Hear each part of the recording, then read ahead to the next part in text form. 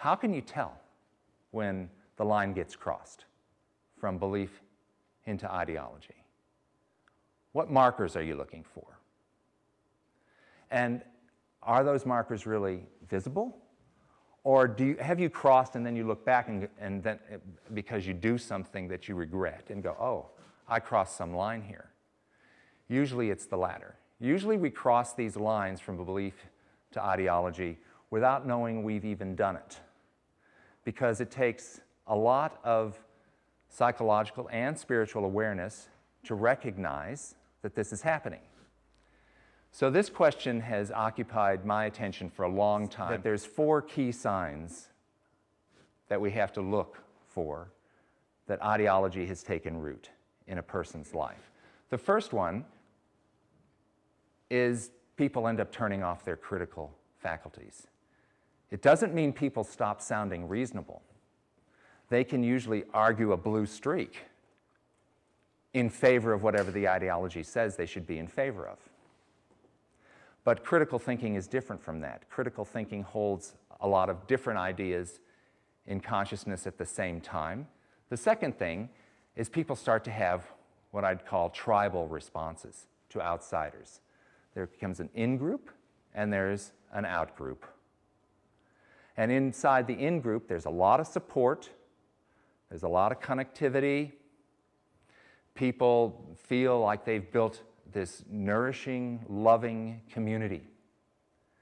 But if you're not in that group, you may be the subject of the same kind of psychological, even physical violence that took place in the Stanford experiment. The third thing that happens is ethics gets reduced to morality. But when we get inside an ideology, what gets substituted for that is usually some kind of moral code. Okay, this is what's right, and this is what's wrong. So ethics is an important part of who we are as human beings, and I think we can be trusted a lot more to do ethical things. We don't have to have codes to tell us about that. And the last thing, the fourth thing that to me is a real sign that ideology has taken root, is utopianism.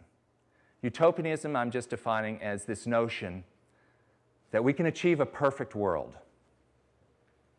a world free of war, or enlightenment, moksha, salvation, these perfect states.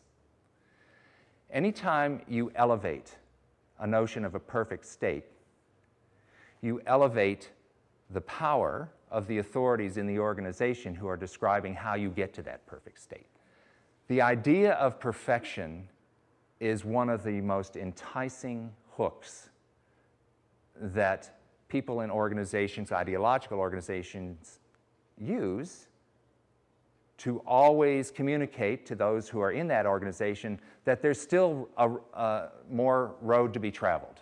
You're not there yet.